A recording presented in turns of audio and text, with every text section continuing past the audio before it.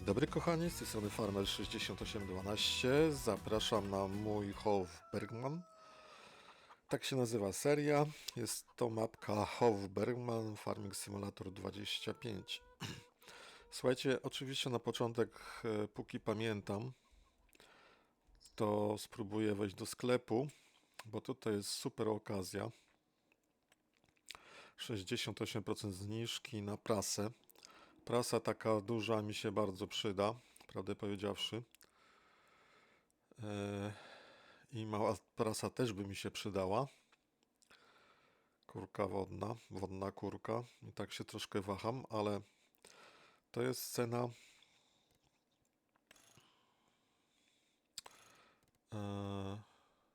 A dlaczego? Aha, z folią. 1000 więcej. Ok.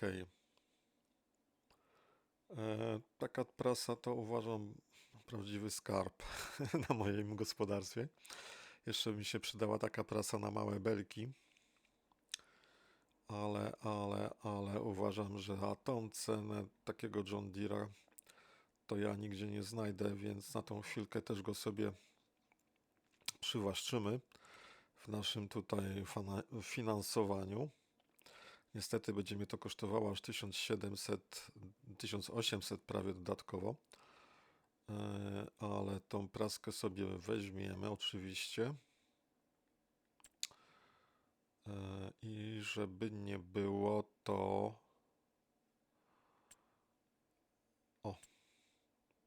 to wam chciałem jeszcze pokazać jedną rzecz. Żeby nie było, to ją zaraz sobie zrespimy, ale nie wiem czy... Tu coś się popsuło.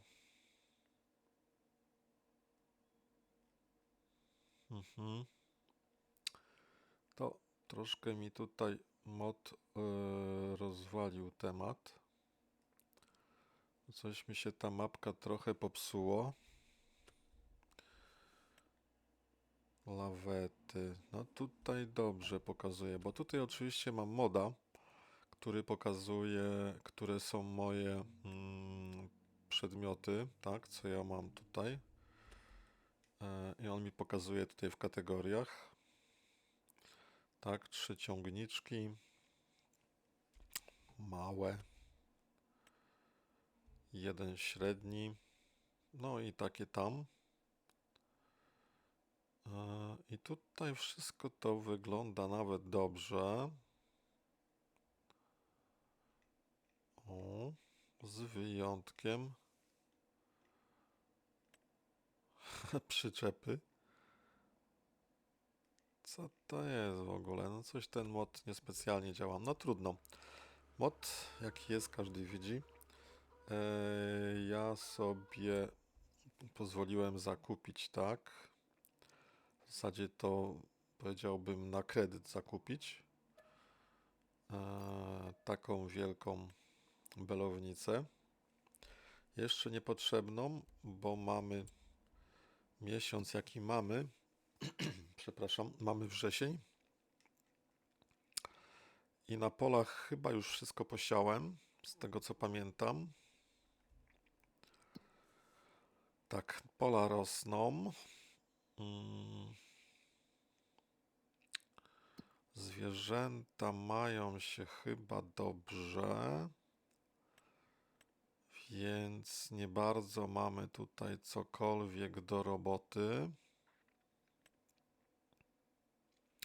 Królików jeszcze nie mamy, potrzebujemy zarzucić im siana.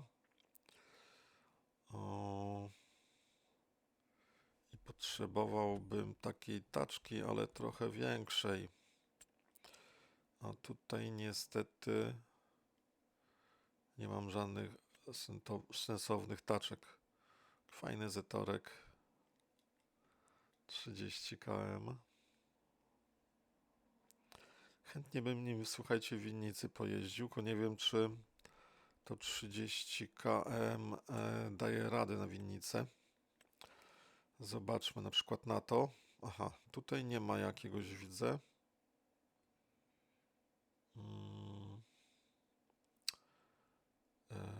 Nie ma jakichś specjalnych wymogów, ale tutaj już 65 km. albo nawet 70.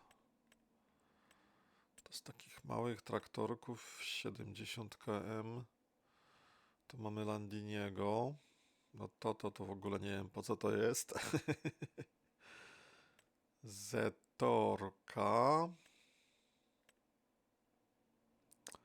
Zetorka też fajna maszynka. No i z tych tanioszków to my tutaj nie za wiele mamy. Mamy tego John Deere'ka.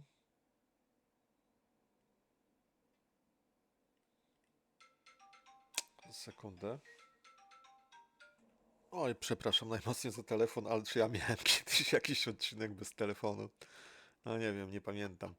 Słuchajcie, moi kochani, jeszcze sprawdźmy sobie, czy nam produkcja działa. Co tam się dzieje w tym, w rozlewni. W rozlewni po prostu nie ma wina. Wiecie, nic nie rozlewa. Dobra, rozlewnia nie pracuje, ale chociaż może... No właśnie, tutaj dojrzewanie pracuje. Dobra. Oki, to dojrzewanie niech pracuje, a ja myślę, że mogę spokojnie się tepnąć do następnego miesiąca. Więc śmigam do chałupki. Prasę już kupiłem, jestem przeszczęśliwy za tą cenę. I śpimy do godziny... No 8 oczywiście. No może 8 do 9. Śpimy do 9. Tylko teraz pytanie, czy ja się dalej obudzę we wrześniu, bo z tego co pamiętam, to chyba mam ustawione 2 dni na miesiąc. Czyżby deszcz padał, słuchajcie? Hmm.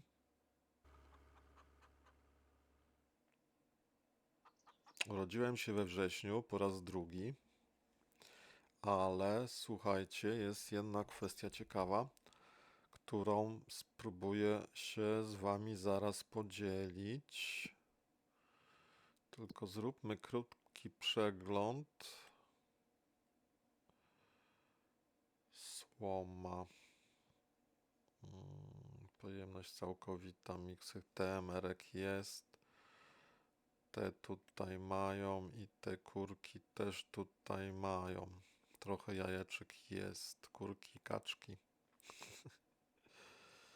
Dobra, produkcja.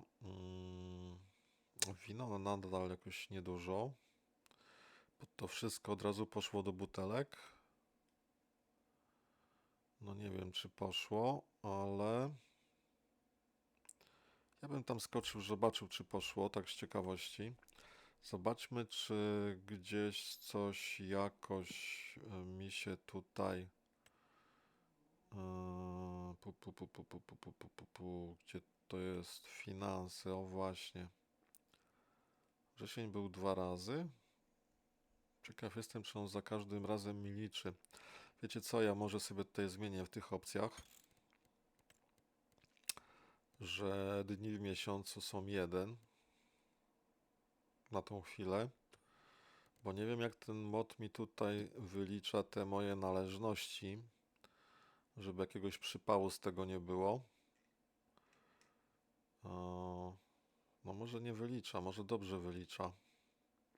Dobra, na razie zostawmy jako 1 dzień, bo tak dużo roboty nie mam, prawdę powiedziawszy. A jeśli padał deszcz, to ja chciałem wam pokazać tutaj na tej mapie coś, czego nie ma na innych mapach. Nie sałatę. Tylko muszę teraz... Tak, w ogóle te króliki to byśmy zamknęli, bo ich i tak nie mamy.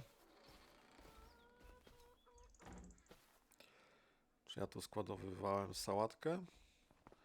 Tak, ja dawałem królikom sałatkę i króliki się bardzo nażarły sałaty.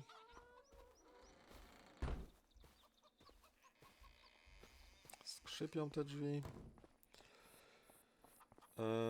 Słuchajcie, który? Zobaczmy, co mamy na podorędżu. Mamy takiego John Deere'ka. Takiego w garażu. Takiego tu. Ja bym chętnie wziął od tego skrzata, który jest umyty. I trzeba go gdzieś ładnie zaparkować.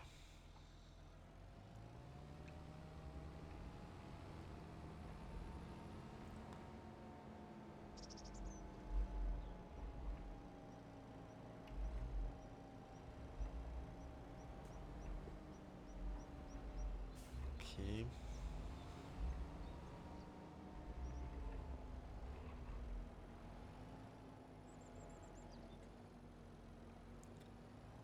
Może jeszcze zobaczmy tak na szybko, czy jakieś są zlecenia. Tak, zlecenia to tu. Jest jedno zlecenie na tym polu, na 3300, ale tego nie będziemy robili.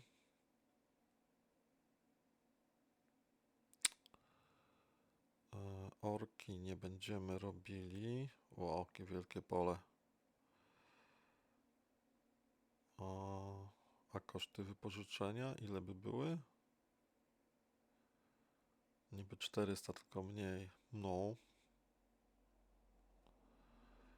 Orka by nie była taka zła, tylko że nie.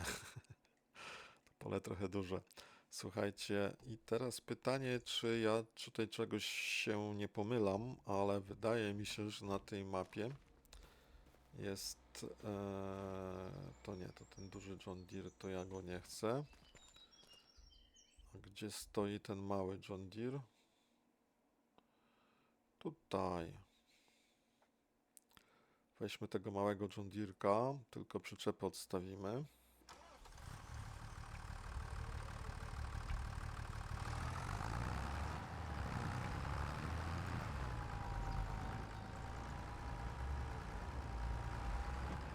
Gdzie my pojedziemy z tą przyczepą?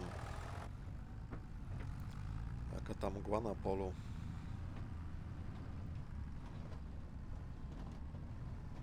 No musimy zrobić test, próbę, bo jeśli się nie mylę, a w zasadzie mogę ją chyba tutaj postawić też. Gdzie tutaj ja chcę ją postawić? Nie, no chyba nie. Ale mogę ją tutaj obok tej beczki postawić. Do czego zmierzam? Otóż zaraz wszystko powiem. Okej.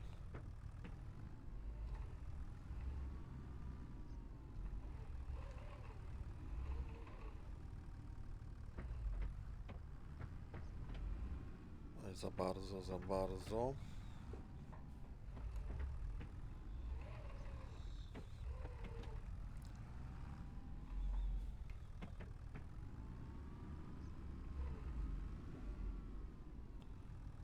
Dobra, niech sobie tak tutaj postoi.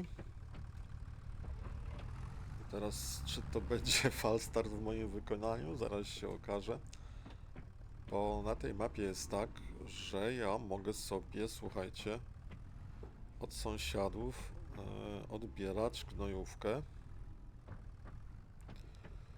I ta gnojówka jest tutaj w różnych miejscach i zaraz spróbujemy jej poszukać, bo wydaje mi się, że padał deszcz. Jak spałem, to będzie chyba gnojówka. Bo po każdych opadach deszczu na tej mapie pojawia się gnojówka, więc teraz pytanie za 2 punkty, czy deszcz padał, czy nie padał, ale tak mi śmignęło przez chwilę, że padał, więc pojedziemy sprawdzić, czy jest ta gnojowica, czy nie ma.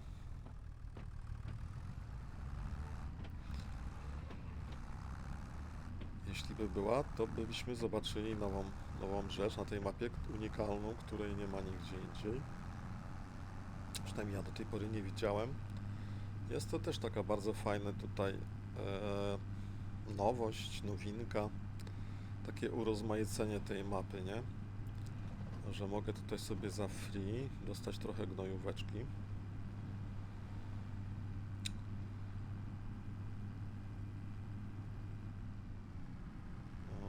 Ile my tam benzynki trochę mamy.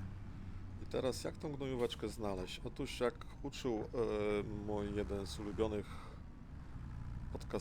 podcasterów? Nie, youtuberów. Trzeba patrzeć, gdzie po prostu są otwarte, gdzie jest otwarty wjazd. Tak jak na przykład tutaj. Spróbujmy zobaczyć, czy tutaj jest gnojóweczka do zabrania, czy nie. O, popatrzcie, tutaj jest taka klapka i ta klapka, jesteśmy w stanie ją zwykle jakoś odsunąć. Jak? Prawy, lewy. No i co? Dlaczego ona się nie odsuwa? Hmm.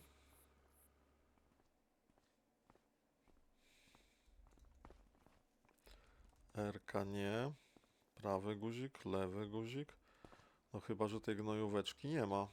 I ten deszcz to taka zmyłka była. W ogóle jaka jest prognoza pogody? Czy my gdzieś tu mamy tą pogodę?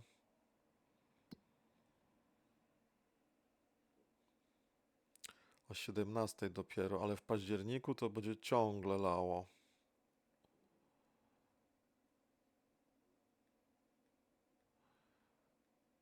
O, w listopadzie. Słuchajcie, nie wiem dlaczego ja tutaj nie mogę tej gnojóweczki podnieść. Zobaczmy, czy w innym miejscu będę mógł. Ciągnik zaraz tu zaparkuje z jakąś beczką.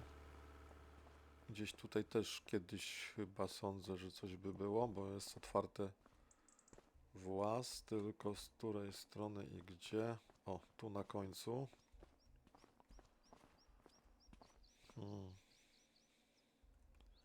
Nic się nie dzieje, to może nie ma tej gnojówki. No bo powinien być. Dobra. Słuchajcie, to taki fal start. Malutki. Dobra, zaparkujmy ciągnik z tą beczką. Nie na drodze, tylko na poboczu. Myślę, że się nikt bardzo nie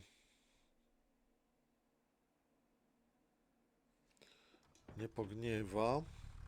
A może ja tam muszę wjechać najpierw? Słuchajcie, dobra, spróbujmy tam wjechać, zobaczymy.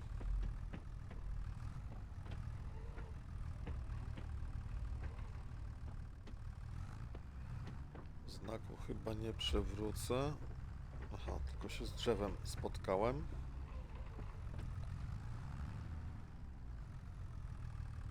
O, ten najazd to trochę przesadziłem.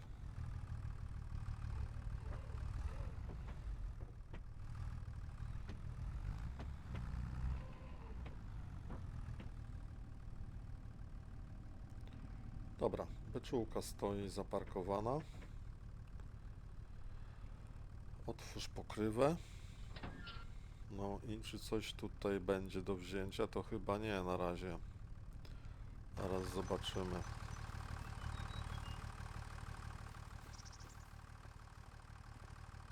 Nie. Dobra, to zostaniemy na tym podwórku kolegi sympatycznego. A my się, ponieważ mamy wrzesień, nic się tutaj za wiele nie zmieniło. Ani w krowach, ani w kurach, podejrzewam. Tak, wszystko jest jak jest. Powolę mleko, no już coś się pojawiło. Nie za wiele, ale zawsze. Więc ja sobie pozwolę jednak przeczekać do następnego miesiąca.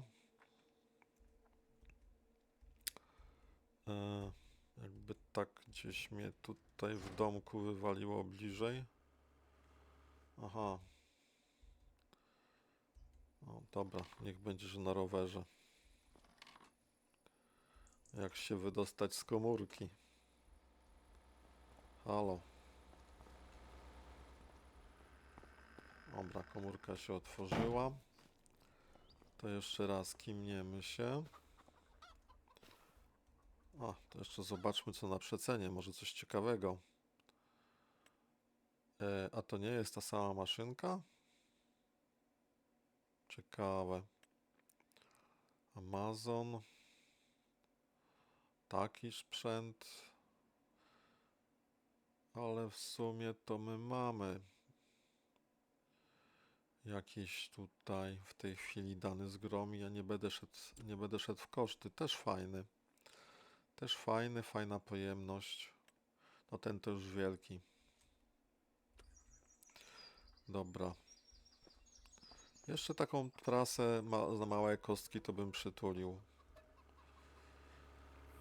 No to patrzmy, będzie padać czy nie będzie padać? No słychać jakby padało. Teraz kupę pieniążków straciłem.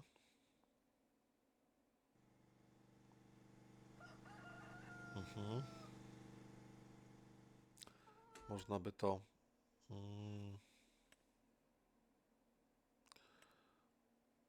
6, 8. No też fajny sprzęt, ale nie na mój ciągnik. A to jest maszynka do usuwania pni. To też nic z tego. Ale ja tutaj skoczyłem pod to, żeby zobaczyć moje finanse. Tak, 12 300 spadło. Więc jak nic nie zacznę zarabiać, tak to będzie to kiepsko wyglądało.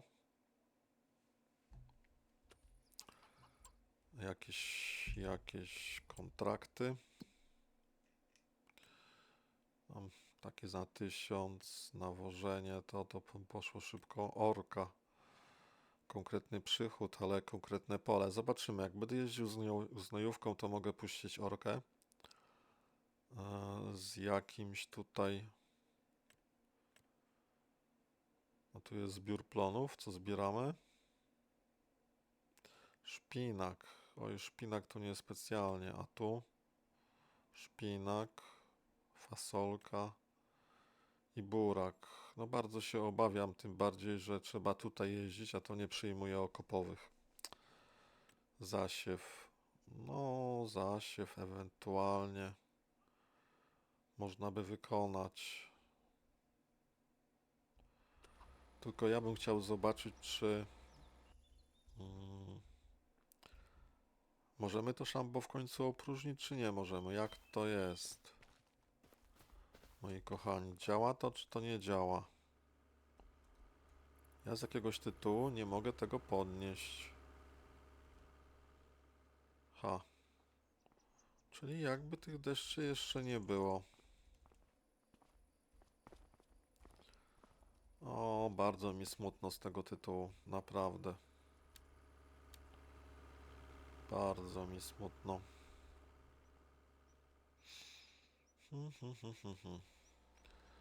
Czego tych klap nie mogę podnieść?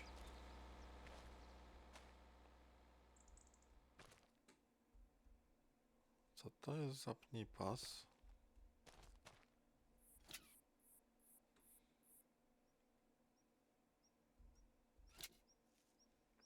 To jest fajne, słuchajcie, że tu wszystko widać na tych modach. Ile czego jest, to jest cudowne. Pytanie, czy ja to mam podniesione? Otwórz pokrywę. No to teraz jest podniesiona.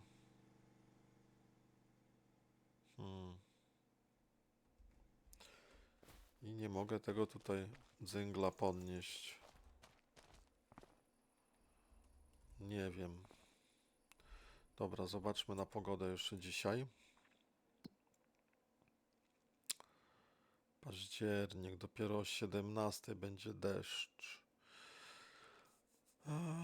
Dobra, słuchajcie, to wrócimy na nasze pola, bo one chyba wymagają jakiejś aktywności. Tak myślę. Wróćmy na jedyneczkę. Nawiezienie 50%. I mamy też chwasty. Chwasty już średnie. Trzeba było pilnikiem to przejechać. I tych chwastów tutaj co niemiara jest.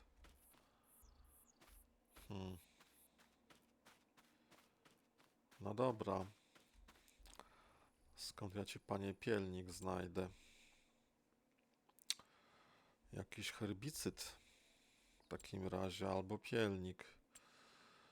Pielnik mógłby być rozwiązaniem tańszym docelowo, tylko trochę jest go niewygodnie stosować, tak?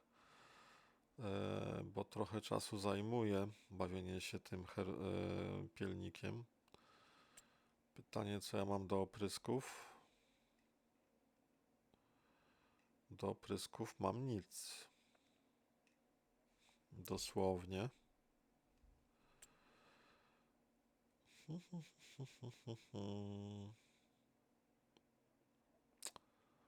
Gdzie pielniki się podziały? Ja się zapytowywuję. O, pielniki, owijarki różne, pielęgniacka, prasy, transport. A gdzie pielniki są? No jak pragnę wolnej soboty. Tu są. Który to pielnik? Chwastownik. Pielniki. Jest pielnik. 36 000.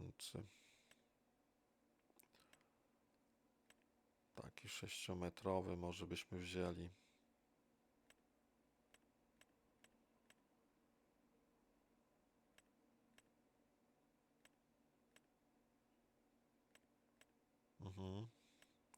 Tylko że to jest chwastownik, a nie pielnik. To jest pielnik dopiero. To też jest chwastownik. To też. I to też. W zasadzie mam tylko jeden pielnik. No i tutaj nie mam wyboru. Albo go sobie kupię.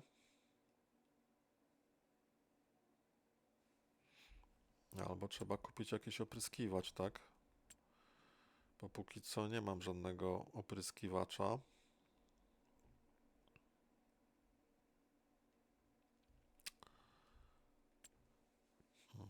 Opryskiwacze.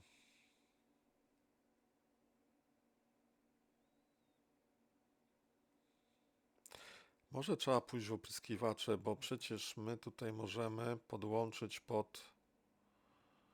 O właśnie. Pod naszego Fenda.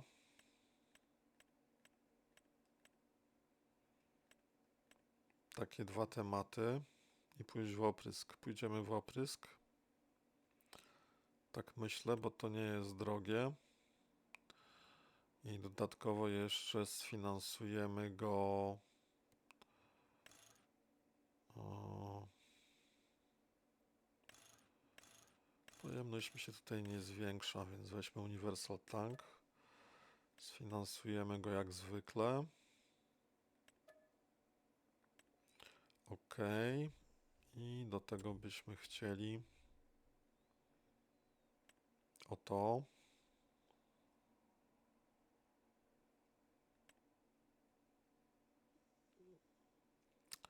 Też to sfinansujemy jak zwykle. OK. Do tego byśmy chcieli no jakiś oprysk, nie?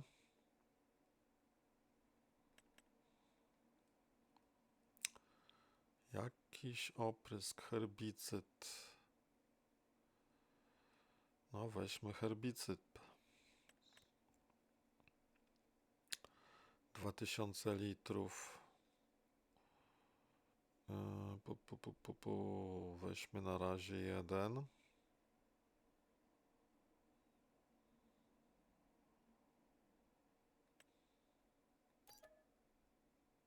Albo dwa. No na razie jeden. I co jeszcze będę potrzebował do szczęścia? No na razie tyle. Dobra, słuchajcie, żeby coś się tutaj działo, to weźmiemy też jednak jakieś zlecenie w tym październiku, bo my mamy dużo swojej pracy, ale weźmiemy też zlecenie na inne prace. Zobaczmy, co tu mamy. To jest żaden pieniądz dla nas. Ja bym wziął tą orkę i puścił tutaj robotnika, bo on tutaj konkretny pieniądz zarobi na tym. Weźmy jego przedmioty, bo do orki tutaj ja nie mam w zasadzie. Czy mógłbym pożyć?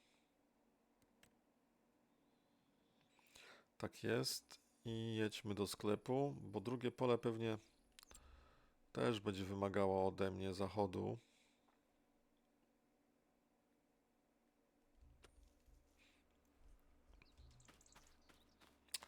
To drugie pole tutaj. Podejrzewam, że też jest zachwaszczone. Pielnik. O, już widzę. Chwastów co niemiara. No i plus trzeba by to jeszcze nawieść. Także roboty huk. Zaczniemy od puszczenia pracownika. O, siaki sprzęcior. Dobra, czy mi się uda tutaj dojechać w ogóle gdziekolwiek? Ten sprzęcior na tej mapie ma jedną wadę. No tak jest tutaj podstawiany, że słuchajcie, jak ja go mam tutaj zaczepić, to nie wiem.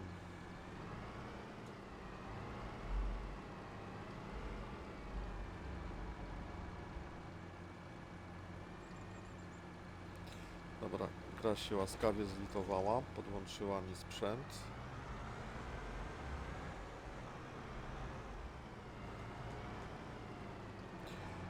No, to. Brawo ja. Brawo ja. Jak tu teraz stąd się wykaraskać? O. Dobra.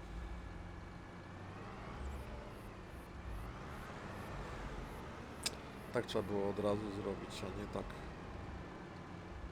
kombinować. O, jedziesz pan do tyłu.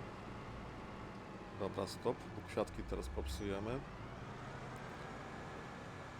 Gdzie jest to pole? Zobaczmy w ogóle, jak w tej maszynie się siedzi. No, to nie, no to jest maszyneria. Dobra, pole.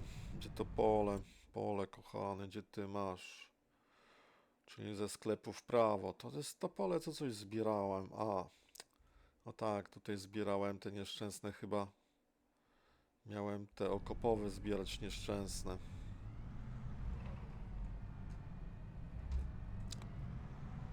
No, wyjdę. Z palcem w nosie.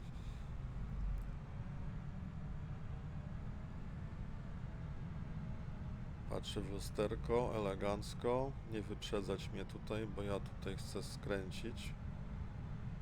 I potrzebuję mieć dużo miejsca. Z prawej też mnie nie wyprzedzać.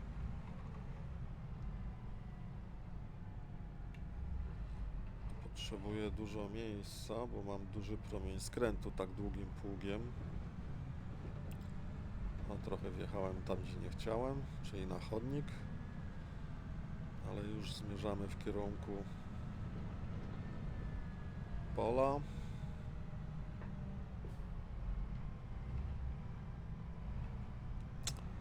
Dobra, podjechaliśmy. Tak, to jest to pole. Ok, spróbujmy w takim razie pracownika jakiegoś puścić.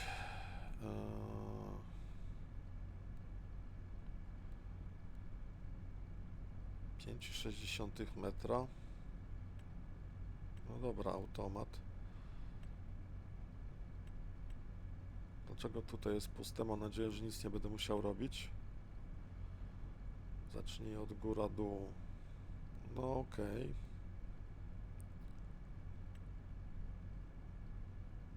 Pracuj na uwłociach. No jakkolwiek.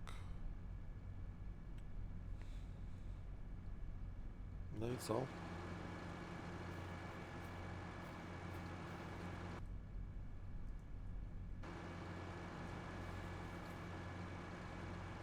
No, jaka pani tam siadła. No i bierze się do roboty.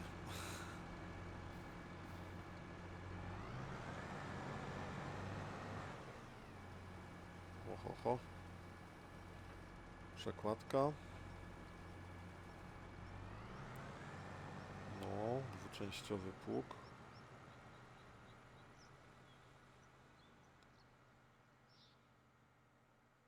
Dobra, ona niech sobie popracuje.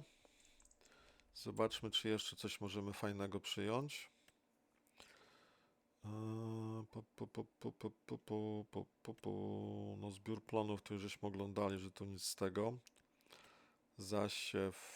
Zasiew nie. No to na razie tyle, to zajmijmy się swoją robotą. Czyli musimy sobie zabrać ten sprzęt. Wcześniej otworzyć jakiś wyjazd.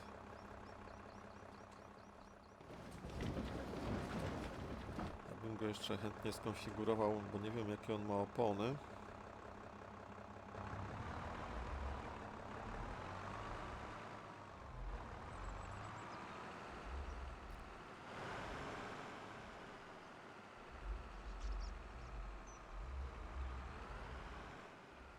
Okej, podjedźmy sobie w takim razie pod warsztat, sprawdźmy, czy to wygląda na grube opony. Bym go raczej skonfigurował do tych oprysków raczej na cienkie, jakby się dało.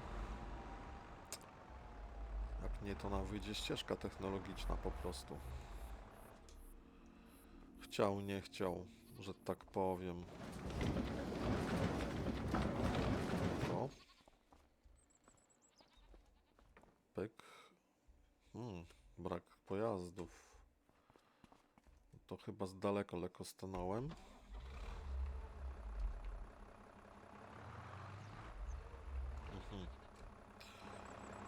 O.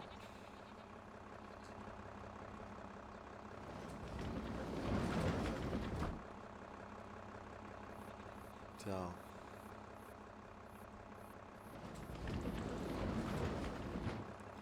Sezamie, zamknij się będzie.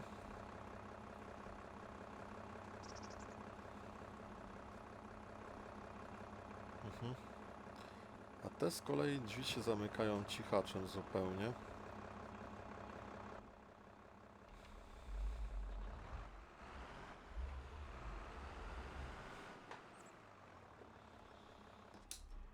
Dobra.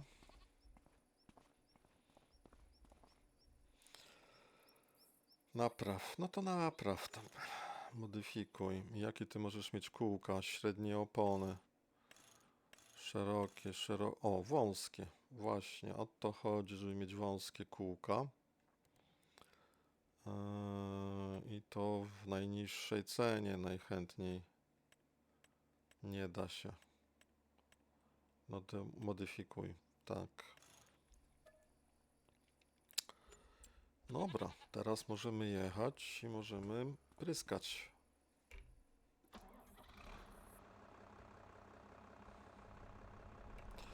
Tak się zastanawiam, czy nie powinienem wziąć czegoś na pakę, nie?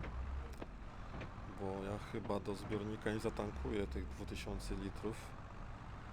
Będę musiał jeździć 2 razy. Może jakaś laweta by się przydała.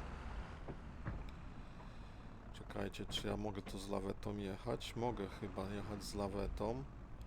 Tylko nie będę miał jak tego zapakować czym.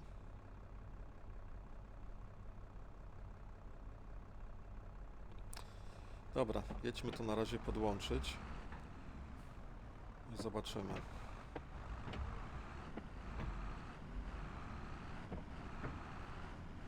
Zobaczymy ile wejdzie, bo może jak on już widelec wejdzie jakaś rozsądna ilość.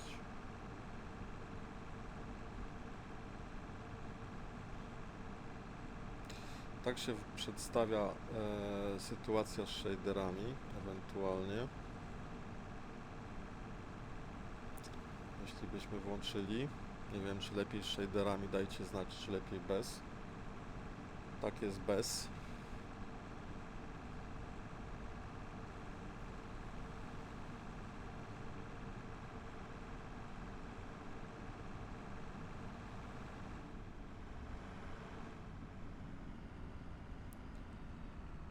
No i teraz jak to podpiąć?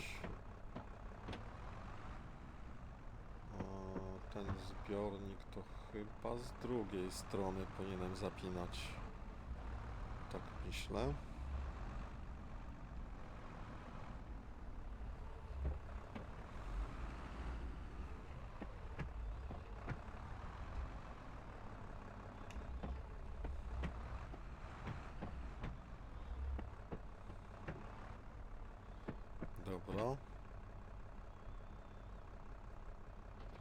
Mamy to. No i o dziwo tutaj zapinanie jest dobrze zrobione z tej strony. Czyli część tych rzeczy, które się respi się całkiem dobrze. Że na placu jest całkiem dużo miejsca do manewrowania. A część tak się respi, że że taki wielki pług się zrespił i ledwo go można podczepić, tak, i z nim wyjechać z placu. No i tyle się nagadałem i widzę, że źle to podpinam. Bo mi się nie zapina. Tak, spróbujmy z drugiej w takim razie strony.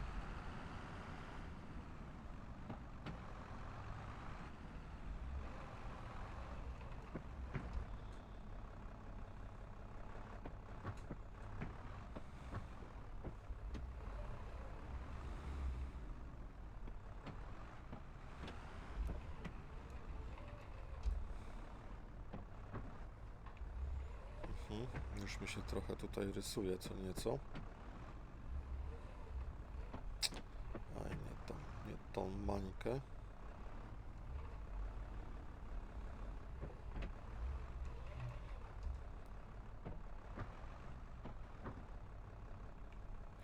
Tak, to jednak od tej strony się podjeżdża.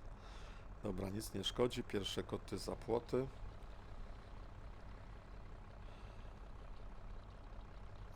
Nie wiem, który tank ten tylny. 1450. A jak się przepnę na przedni.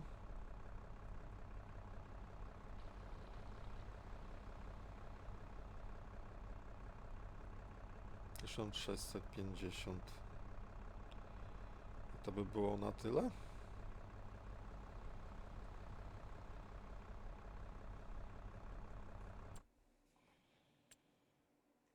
No, zobaczmy, ile te tankowiszcza mają. To ma 1450 i to ma 200. Tak, 1650 zatankowane. No to nic nam teraz innego nie zostaje, jak wybrać się na opryski. Tak czy inaczej musimy jakoś ten czas przeczekać do 17, bo ja muszę mieć pewność, że deszcz pada i po deszczu tu wrócić i wybrać, tak jak obiecałem, szambo od sąsiada.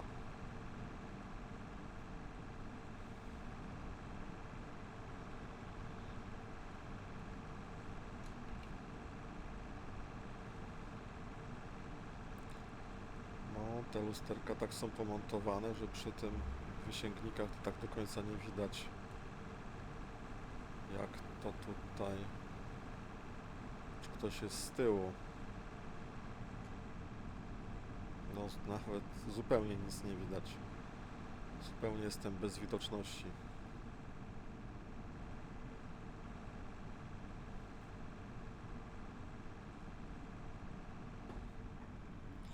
Dobra, mamy pierwsze pole.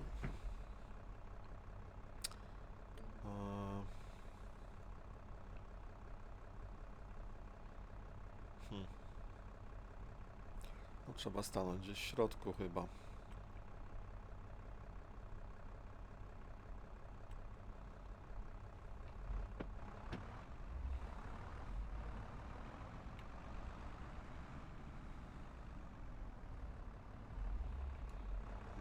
Jakieś linie, tu się coś narysuje gdzieś. Narysowało.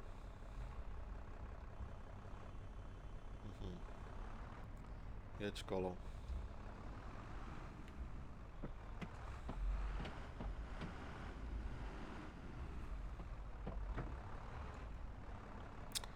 No dobra, spróbujmy rozłożyć nasze ramionka. Zobaczmy, jak to fajnie będzie wyglądało, albo nie fajnie.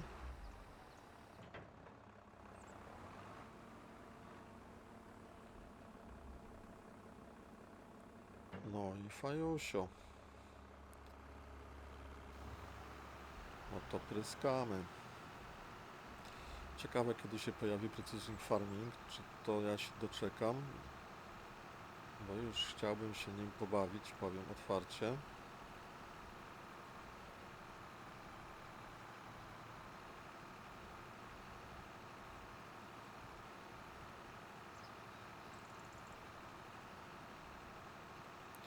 Tu zapryskamy do końca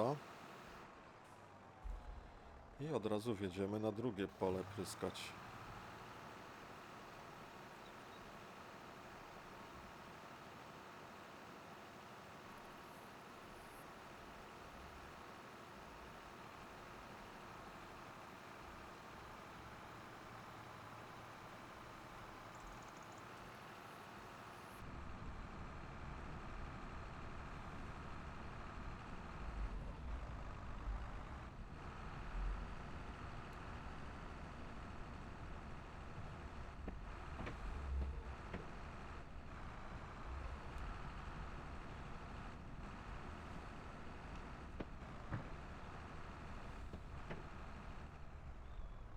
Dobra, wycofamy.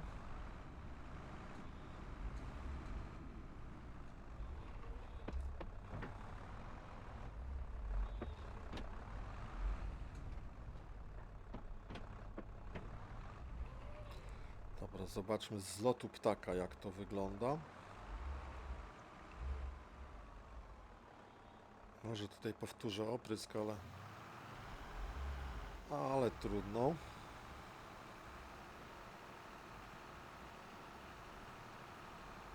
Napielnikiem byśmy się dłużej bawili na pewno niż tym opryskiwaczem. I wiem, może za podobne pieniądze. Docelowo pilnik jest lepszy w użytku, w sensie takim, że płacisz raz, używasz wiele razy, już potem nic nie płacisz, bo tutaj ciągle płacę przecież za herbicyd, tak? Ale z drugiej strony patrząc, takiego tutaj jak mam, a już spryskałem trochę drogę, to nic nie szkodzi. A takiego jak tutaj mam zasięgu, to nigdy nie będę miał nigdzie.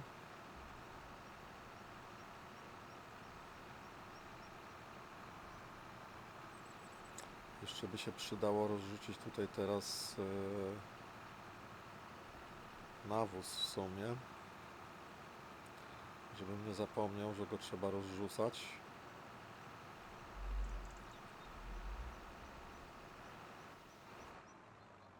Ok. Zobaczmy, jak to wygląda. Chwasty. No tu są ładnie rozjechane. Tu trochę nie dojechałem, ale to trudno się mówi. No dobra, puszczę cię, jedź. Jedź, bo ja tu muszę teraz stanąć gdzieś tu.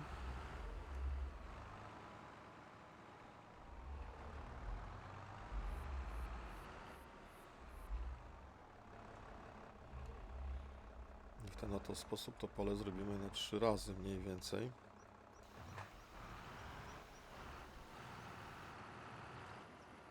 Cofnij, cofnij. Trochę żeś nawciskał guziczków, ale nie zupełnie te, co chciałeś. No właśnie. Chwasty bardzo duże, naprawdę bardzo duże i jak one przez ten miesiąc urosły. Ja widzę, że tak jak 2 dni są w miesiącu, to gra to traktuje prawie jak jakieś takie cykle chyba, ja nie wiem, te chwasty rosną takie nieokiełznane zupełnie.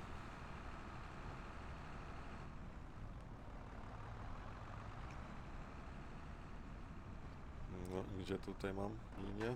Tu.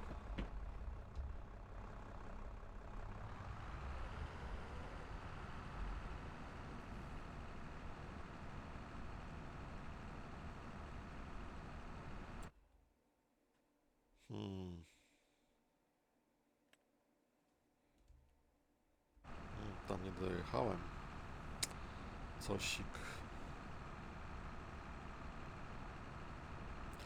Ale myślałem, że tego herbicydu będzie więcej wychodzić. Chyba że to moje pole jest tak małe, że to nie ma w ogóle o czym rozmawiać. Tym razem dojadę do końca pola.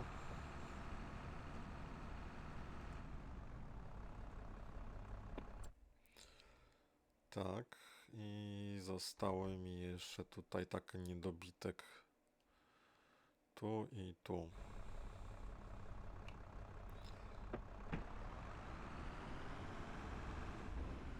To zrobimy zawrotkę.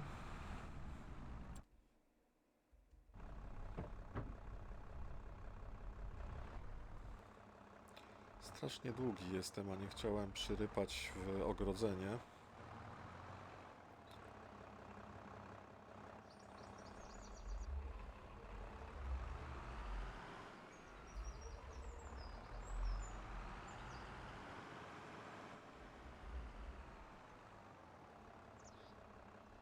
Które to jest, bo się zgubiłem. Aha, tam kawałeczek taki został.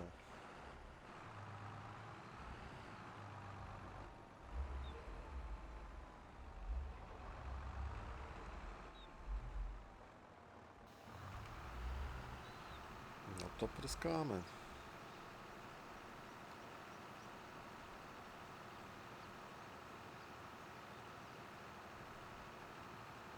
A i teraz widać z takiej perspektywy, gdzie są czarne, a gdzie nie są czarne chwasty.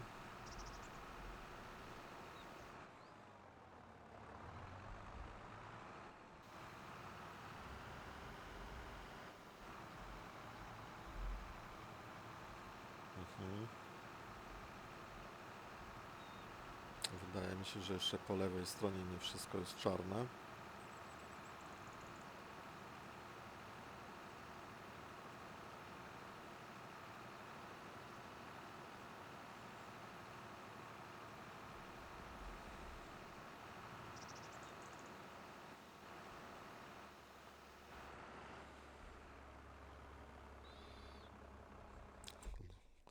Zerknijmy na GPS-a. No właśnie, tutaj i tutaj.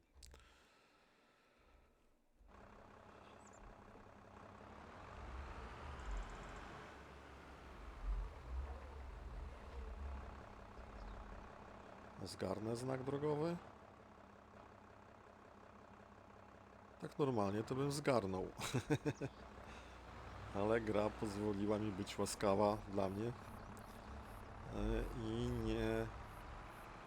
nie skasowałem.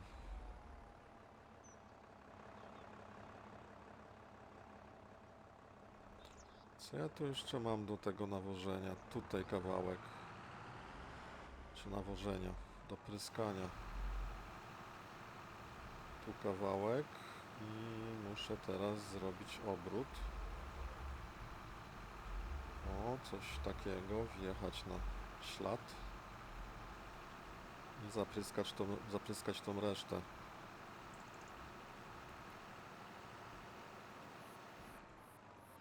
No i pięknie, mamy wszystko pięknie zapryskane.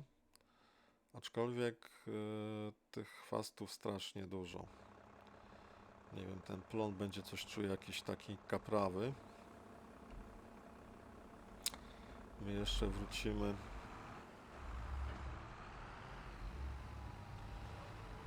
dotankować z tego,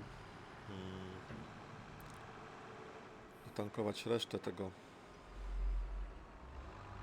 naszego oprysku.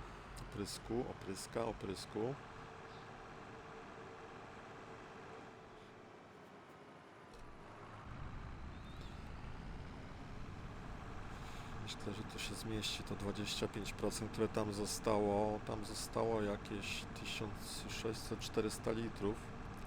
400 litrów, a tu mamy 1600, więc spokojnie zmieścimy.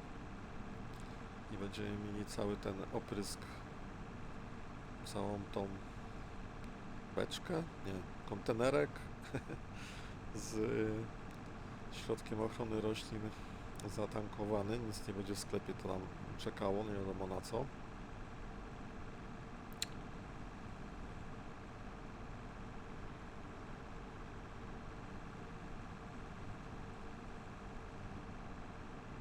Ja myślę, że nawet możemy chyba zrobić większy upływ czasu. Za chwilę. Może nawet razy 2.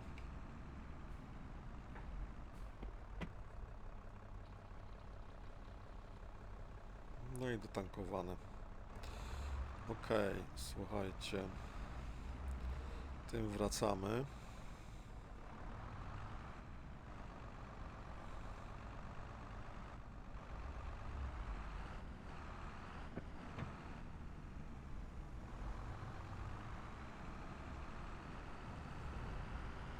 Przydałby mi się ten mały Landini. No, ja już myślę o winnicy, nie?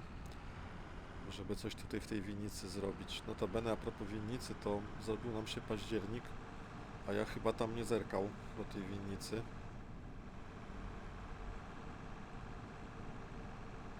Więc zaraz sobie zajedziemy na gospodarstwo i będziemy zerkać do winnicy. Pytanie tylko jeszcze za 2 punkty, czy ja mogę ten oprysk gdzieś wytankować.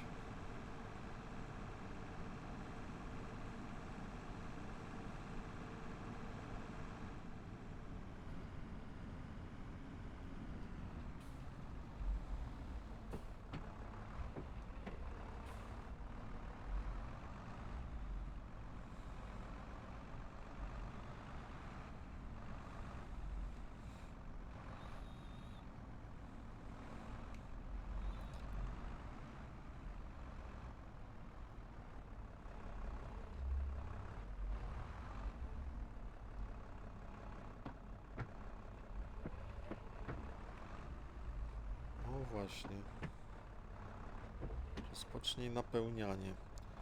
Jeszcze tylko bym zerknął. Tutaj co to mamy? Silos magazynowy, nawóz stały. A tu... płynny.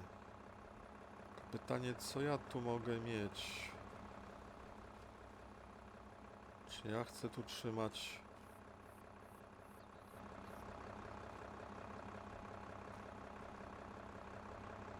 Jaka ta tabliczka?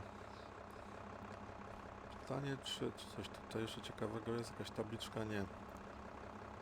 Czy ja tu chcę trzymać? No bańka jest żółta, więc załóżmy, żebyśmy to trzymali tutaj. Herbicyd, płynny nawóz i herbicyd. Czyli możemy mieć 2 takie rzeczy. Tylko pytanie, czy 2 naraz możemy mieć takie rzeczy.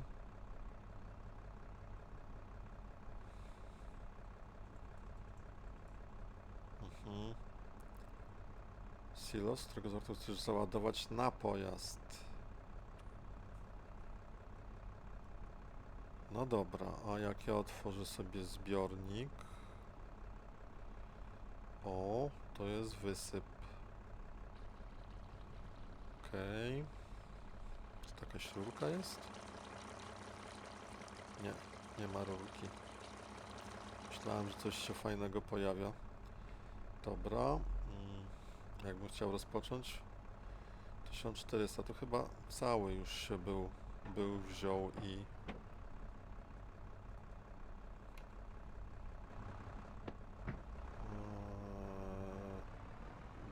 wziął i... przelał do tego zbiornika, chciałem powiedzieć. Tutaj już żadnego nie mam. Nic... O. Nic nie mogę zrobić. Rozpocznij napełnianie. Płynny nawóz i herbicyd. Dobra. To wypadałoby to teraz gdzieś zostawić. Płynny nawóz. A może by kupił płynny nawóz? Co o tym myślicie? Chociaż my nawozy jeszcze tutaj mamy, więc na tą chwilę chyba nie, wydaje mi się, ale moglibyśmy to gdzieś zostawić. Orka ma dopiero 16%.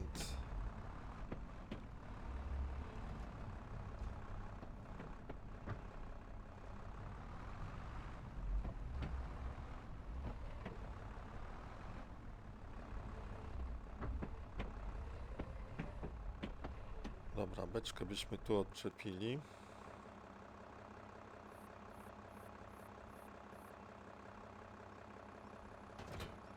No i ona ładnie tutaj się zatrzymuje.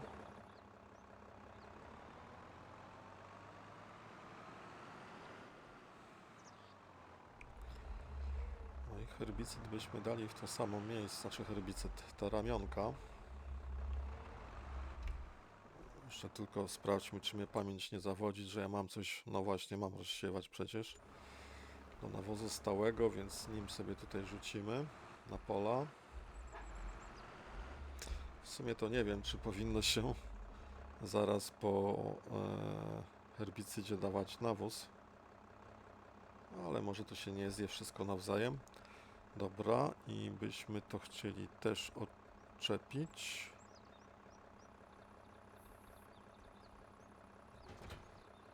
O właśnie.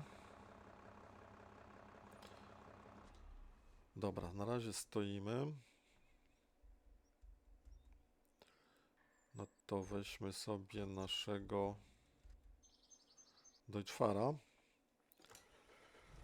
Jedźmy się ponawozić. Ja tak jak mówiłem, zrobię czas nawet razy 3, żeby ta orka jakoś tam szła. To chyba mogę nawet tak zrobić przecież. Może nawet razy 5. Niech ta orka jakoś idzie. Dobra. Razy 10. Aha, zapalony. A my jedziemy po...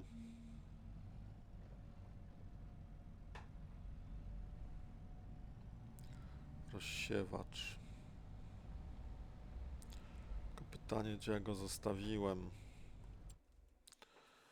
Nie mogę się na tym gospodarstwie połapać zupełnie, słuchajcie. To nie, bo tu są... To na środku to też nie. Gdzie tutaj te maszynerie stoją? Tutaj. Aha, czyli go tutaj na głównym gospodarstwie skitrałem.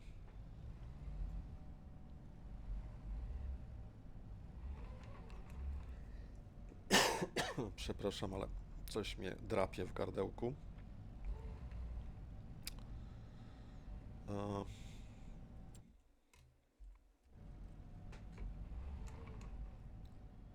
Czyli rozsiewacz tutaj sobie stoi.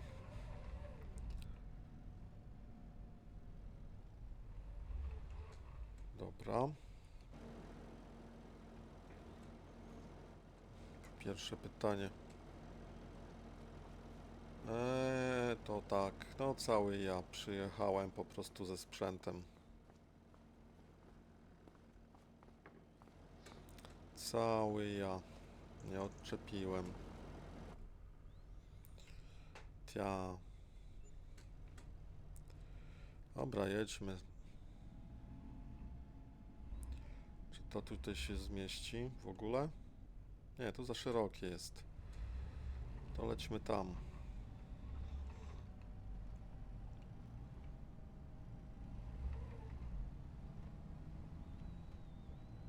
Pamiętam, że on tu kiedyś stał na początku tej rozgrywki.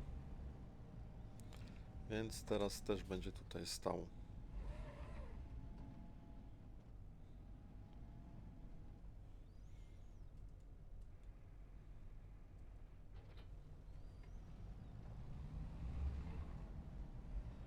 Te błocko tutaj jest cudowne, zobaczcie. Się czuć, że się wpada w tą kałużę, w te dziury tutaj wyrobione przez te kółka. Tu mamy lepszy materiał utwardzony, czy materiał grunt utwardzony już jest inaczej. Pytanie, czy ja mam coś w tym rozsiewaczu, jakiś materiał? Czy nic nie mam? Aj, to troszkę nie tak, nie tak. Nie tak, panie majster.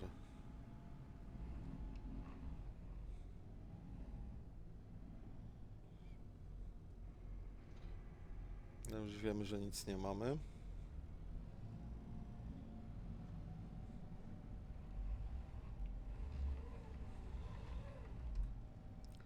Sprawdźmy w takim razie, co mamy na podwórku.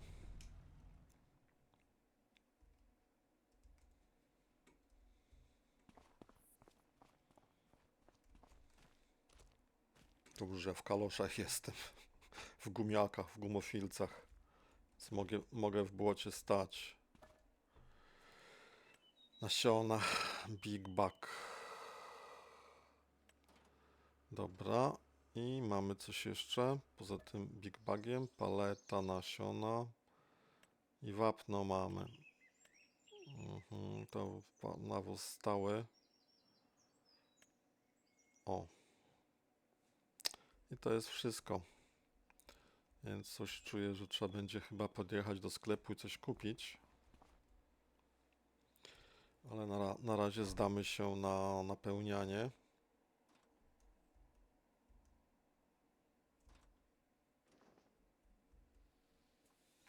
Nawóz stały.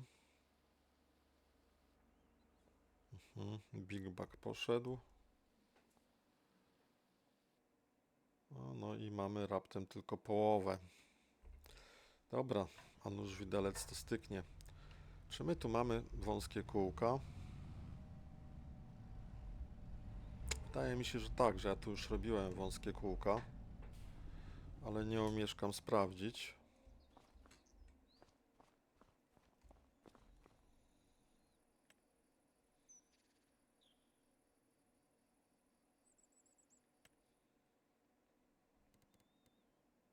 Warier, nie, wąskie opony, no właśnie. Szczerze mówiąc, na tym traktorze nie widać, żeby one były takie wąskie. Zobaczcie. One tak wyglądają, powiedziałbym, normalnie. No ale okej.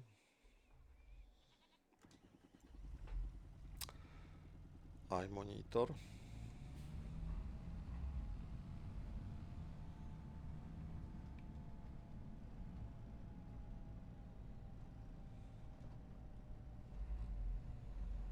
No rzucimy tu zaraz nawozem. Po całości.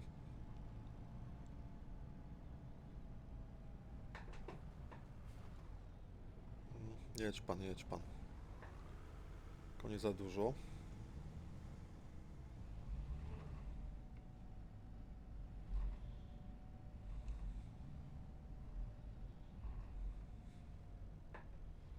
Gdzie mój GPS-ik?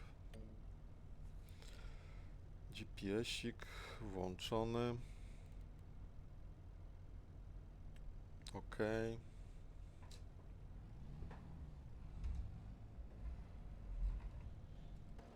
Jakoś tak nie widzę. A, tam jest. Tutaj coś nie widzę tych linii pól, nie wiem.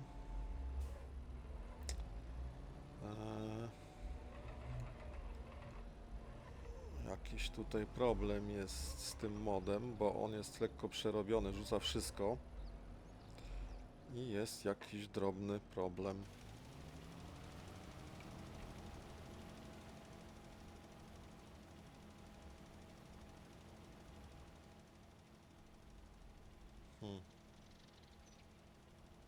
Też mi się wydaje, że to zbyt wąsko tutaj jadę.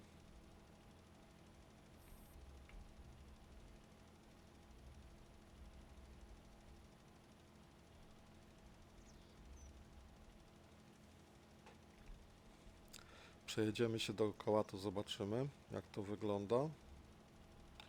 Jak to gra zaliczy.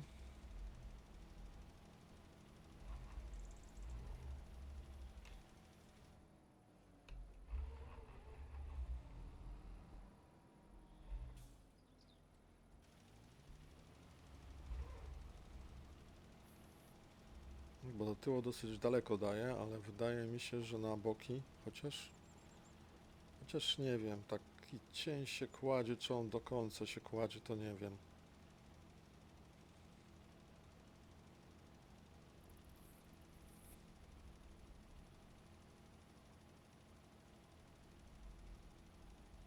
Tak, jeszcze chyba jako środek zostanie, albo i nie, nie wiem.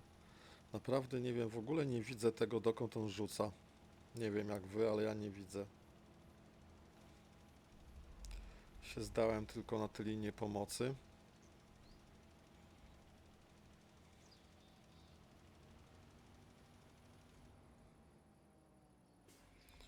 No i zobaczmy, jak wygląda nawiezienie tego pola. No właśnie, on tak bardzo szeroko to jednak nie rzuca, tak jak myślałem. Więc tutaj jeszcze mogę przejechać zupełnie spokojnie po obrysie, a potem środek.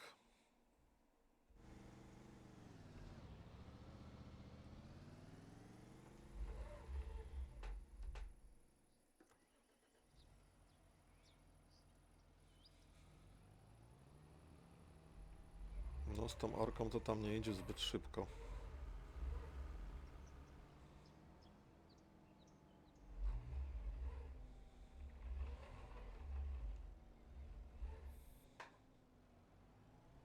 Pytanie, gdzie tu jest ten środek? Ja myślę, że gdzieś tu.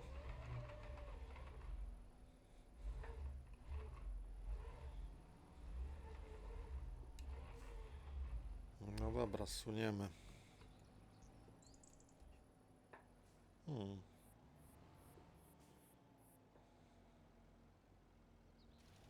Dobra, włączyło się ustrojstwo.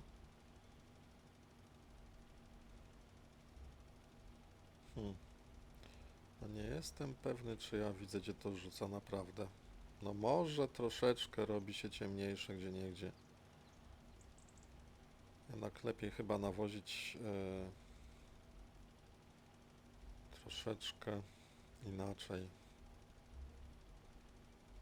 No ciężko bez tych GPS-ów pracować na takiej szerokości. Bardzo ciężko nawet, bym powiedział. Ale ile się nawiezie, tyle będzie nawiezione.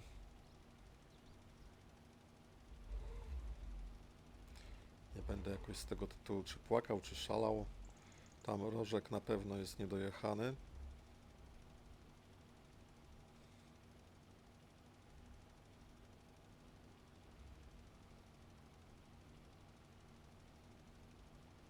Wydaje mi się, że na innych mapach dużo więcej tego, chociaż nie wiem, nawozu szło, takie odnoszę wrażenie, a przynajmniej w precyzyjnym farmingu, albo jak grałem na większych polach, może wtedy jakoś tak mi się wydaje, że tego jakby więcej szło.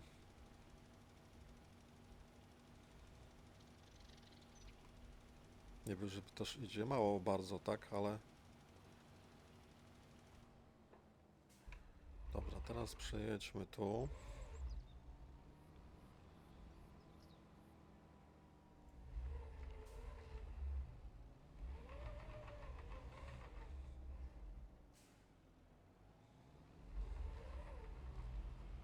Tak pomyślałem, że może tu byśmy teraz rzucili tak jakoś.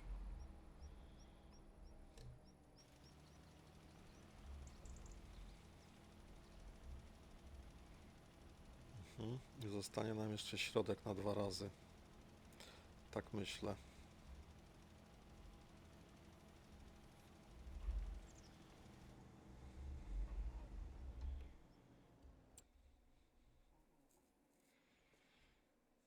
Mm. Hmm.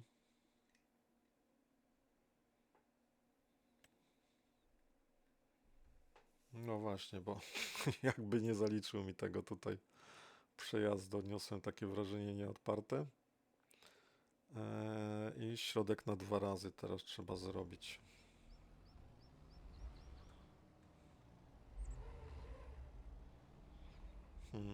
Gdzie ten środek może być?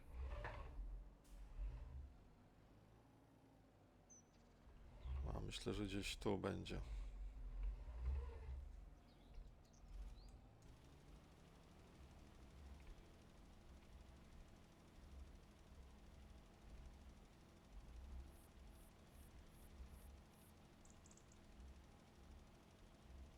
Się nie będziemy zatrzymywać, od razu jedziemy na drugie pole.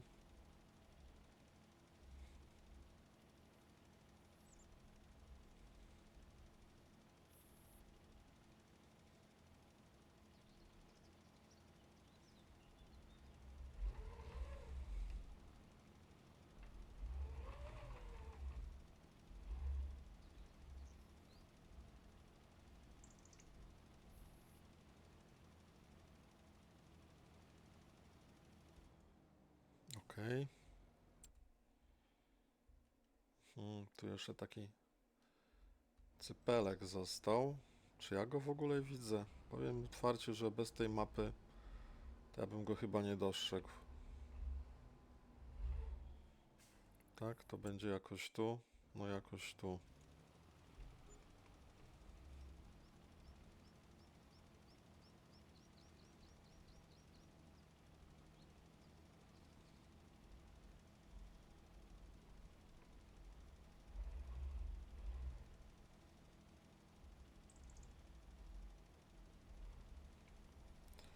No nie wiem, może jakoś tak. Zaraz się przekonamy. Powiem tak, no ten rozrzutnik spore utrudnienie tu wprowadza, bo tak jak mówię, nie można z GPS-em jechać, a przy tak obecnie, przy tym obecnie wzroście jaki mam, w ogóle nie widzę co jest zrobione. To trochę mi się nie podoba. Ten rozrzutnik jest o tyle fajny z modów, że on rzuca wapno i tutaj wapno to już dużo łatwiej jest skontrolować, gdzie to wapno jest. Jeszcze nie trafiłem. Dobra, słuchajcie, to dosyć tego nawożenia. Ile jest, tyle jest. Już nie będziemy się znęcać nad tym polem. W końcu rolnik też może nie trafić. Tak wygląda. No, powiedzmy tak sobie, nie jest tragicznie. Więc uprawy mamy nawiezione. Mamy spryskane.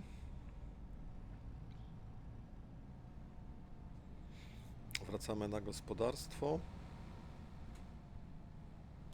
Jeszcze coś, nic nie widać.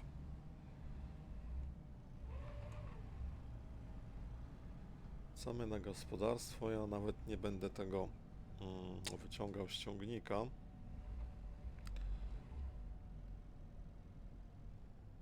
Chociaż tak dla picu możemy zobaczyć, jak to wygląda tu.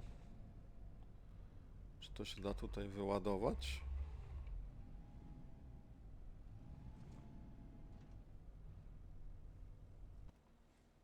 Jak to tutaj jest zorganizowane? Włącz rozrzutnik. A, ja mam szerokość zmienioną.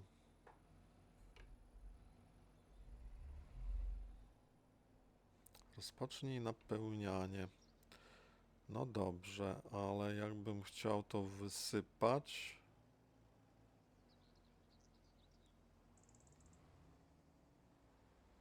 To nie ma takich opcji.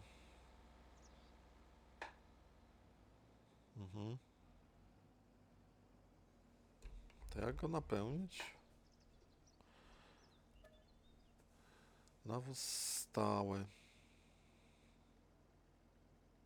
Ma 13 litrów. No rozpocznij. Dobra, sypnął. I co teraz? Rozładuj. Rozładuj to rozładuje. Ale jak to napełnić?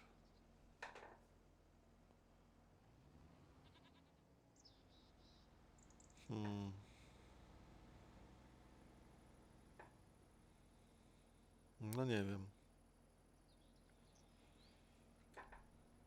No okej. Na razie tutaj sobie tak zrobimy, że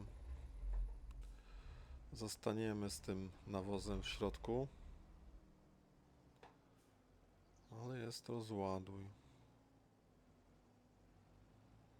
Ale nie ma tego i, nie? Bo tutaj było i można było tam zatankować. A tutaj z której strony? Bo to jakoś musi dać się przecież załadować ten nawóz do tego...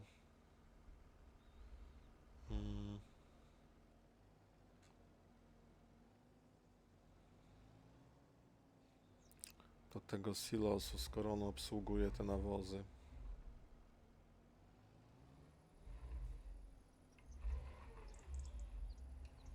No i nie widzę takiej opcji.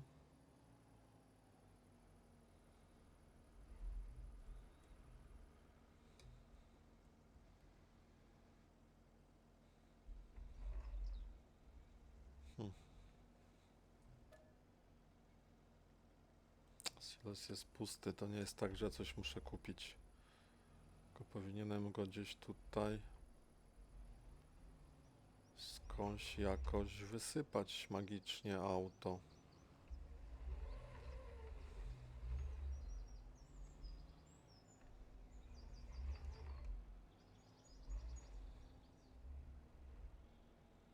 No dobra. Nie wysypię, to nie wysypię. 23%. Czekajcie, zobaczmy co ten golotom robi na tym polu.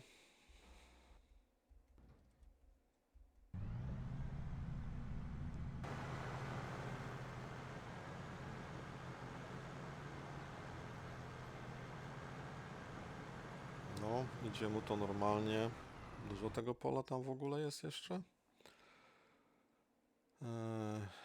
Pole 28. No trochę jeszcze jest. Jak on to w ogóle robił?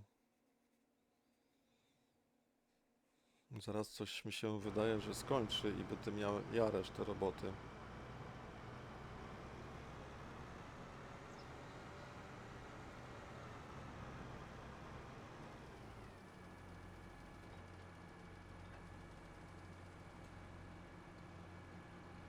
Cyk. Nie cyk.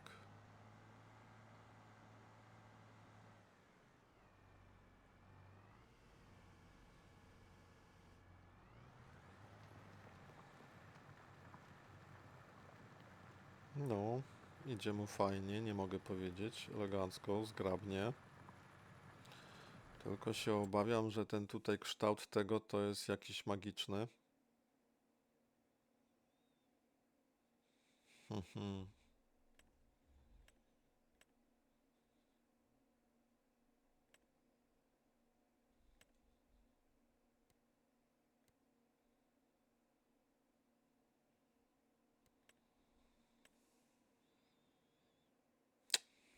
No, obawiam się, że to będzie zaraz moja robota, to pole.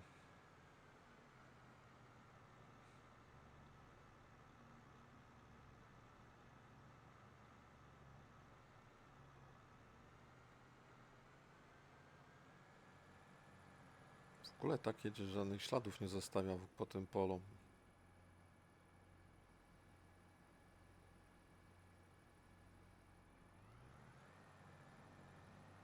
Nie no, z tym.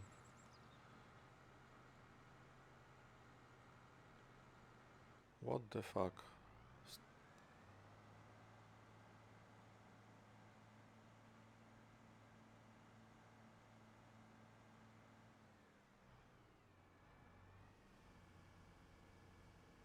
No coś jeszcze dłubię.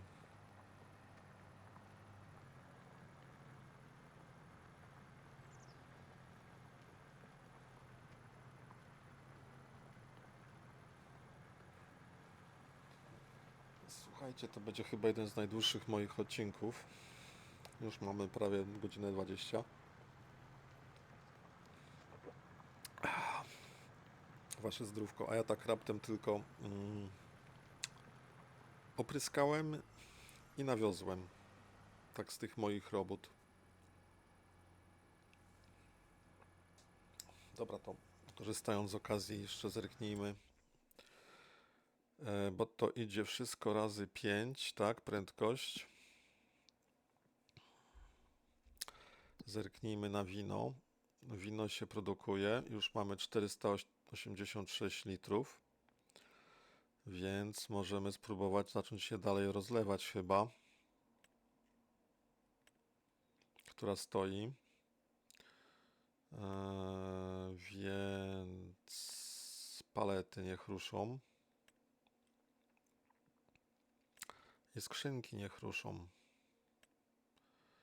i niech to się rozlewa. A ja sobie tam skoczę, chociaż 152 litrów to chyba nie będzie za dużo. 42.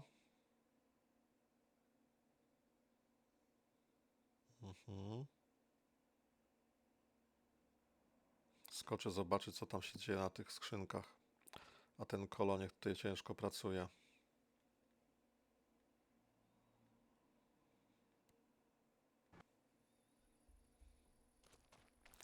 czas razy 10, to ta rozlewnia dosyć szybko pracuje.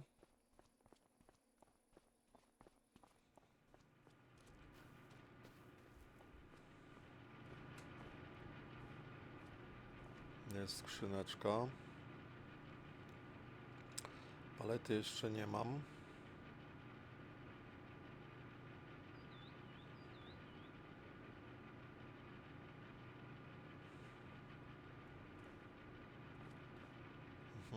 Druga skrzyneczka właśnie mi spadła z nieba.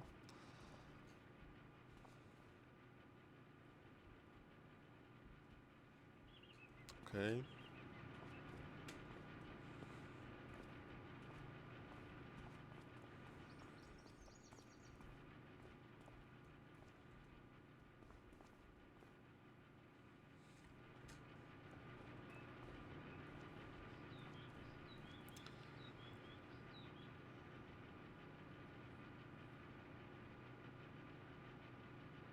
Wino skrzynki. Wino palety.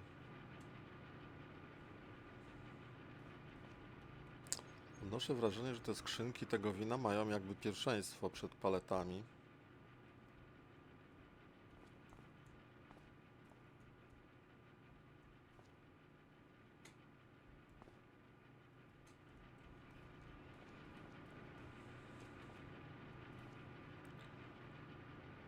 No, wino skrzynki, wino palety. Nie no, rosną niby równo.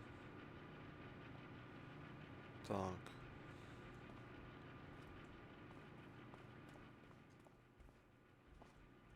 Zaraz się okaże przy sprzedaży, czy lepiej jest produkować skrzynki, czy palety.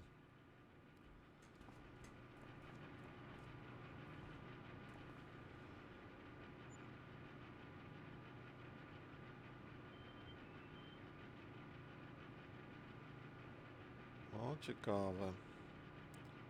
No, wino się kończy, zaraz mi produkcja cała stanie.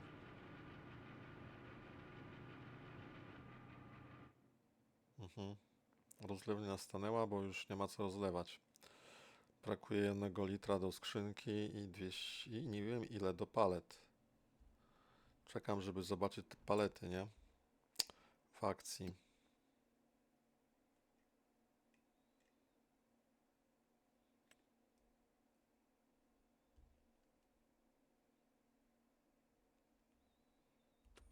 No dobrze. Rozlewnia działa bardzo szybko. Kolos pługiem jeszcze rzeźbi. O, teraz tutaj jedzie o dziwo. Takie coś produkuje.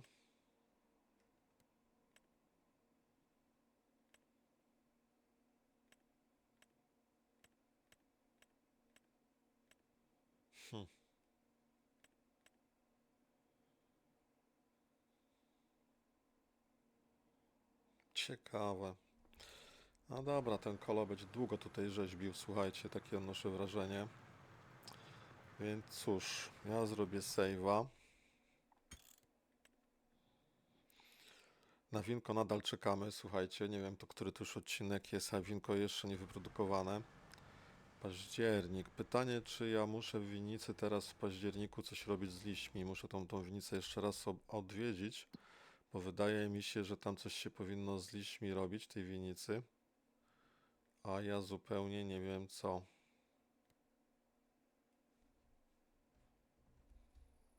No lecimy. Nie, jeszcze chyba nie, bo liście są zielone. O, powinny być chyba w innym kolorze, żeby nad nimi pracować. Coś mi się tak wydaje.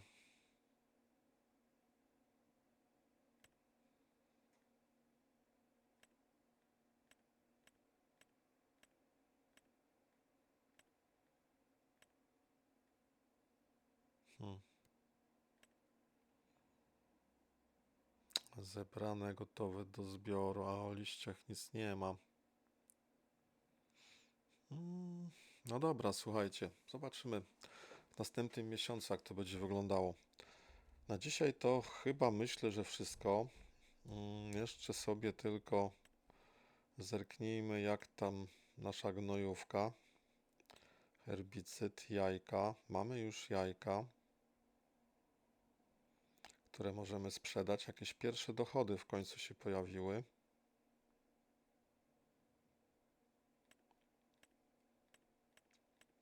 Wino skrzynki, wino palety. Wino niezły interes. Zobaczymy tylko, czy to się... Jak będzie z jednego roku z całej winnicy. Chcę zawieźć ten zbiór i policzyć. Odpady organiczne, pastrza TMR.